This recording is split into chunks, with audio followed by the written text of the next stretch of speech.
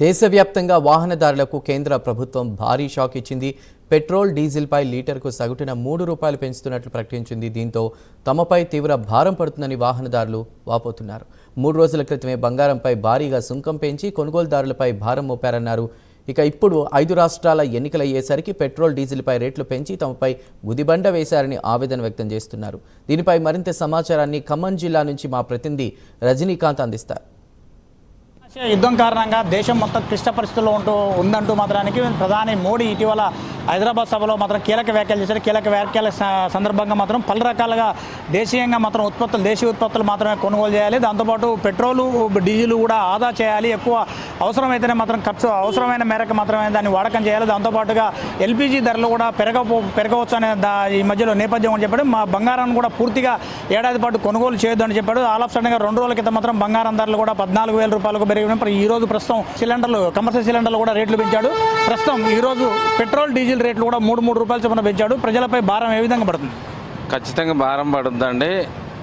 ఉదాహరణ మొన్న 5 రాష్ట్రాల ఎన్నికల్లో కుంటి పలుకులు పలికండి. ఆ 5 రాష్ట్రాల ఎన్నికల్లో ఏ రోజు కూడా పెట్రోల్, డీజిల్ రేట్లు పెరగవని చెప్పేసి, ప్రజల మీద భారం పడదని చెప్పేసి ఆ రోజు ఆ ఎన్నికల సమయంలో కూడా ఆయన చెప్పిన మాటలు ఈ పేదవాళ్ళపై భారం పడ్డది. ₹3 లీటర్ చొప్పున, డీజిల్కి ₹3 చొప్పున అనేక పేదలకి ఇది భారంగా భావిస్తూ ఈ 5 రాష్ట్రాల ఎన్నికల్లో ఆయన ప్రజలపై ఏ విధమైనటువంటి భారం పడదు అని చెప్పేసి మొన్న హైదరాబాద్ వచ్చినప్పుడు కూడా కుంటి సాగులు పడికాడు ఆయన.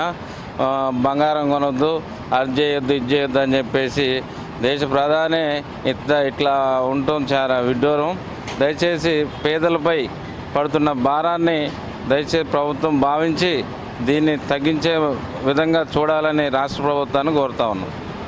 సరే, మరికొంతమంది వినియోగదారులు మనకు అందుబాటులో ఉన్నారు. వారిని అడిగి తెలుసుకునే ప్రయత్నం చేద్దాం.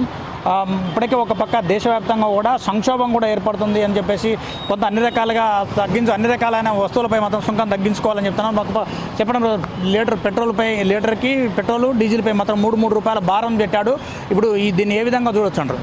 ఈ సామాన్యుడికి ఎప్పుడైనా ఇబ్బంది అండి. ₹3 చొప్పున పెంచాడు.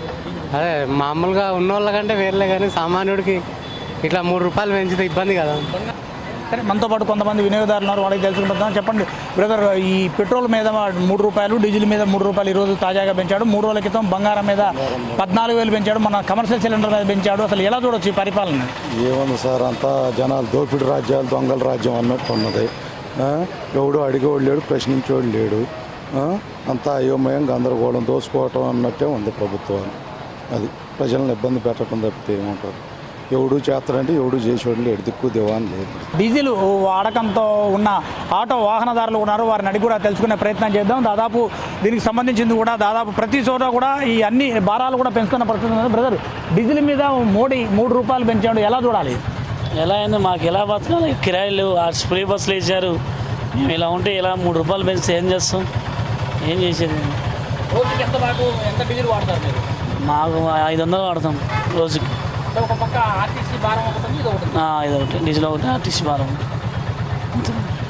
సరే, మనతో పాటు కొంతమంది ఆటో వినియోగదారులు ఉన్నారు. వారిని అడిగి తెలుసుకున్న ప్రయత్నం చేద్దాం. చెప్పండి బ్రదర్, మీకు ఇప్పుడు పెట్రోల్, డీజిల్ మీద ₹3 చొప్పున పెంచాడు కేంద్ర ప్రభుత్వం. మీరు ఏ విధంగా భావిస్తారు?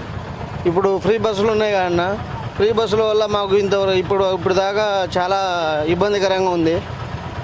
కస్టమర్లు కూడా చాలా వరకు తగ్గుతున్నారు లేడీస్ల పరంగా.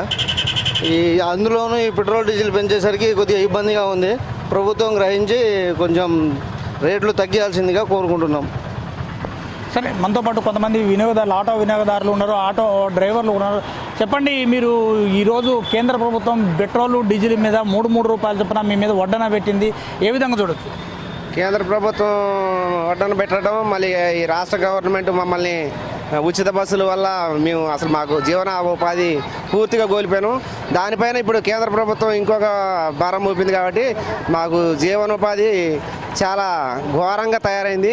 మేము బతకడానికే చాలా కష్టంగా ఉంది.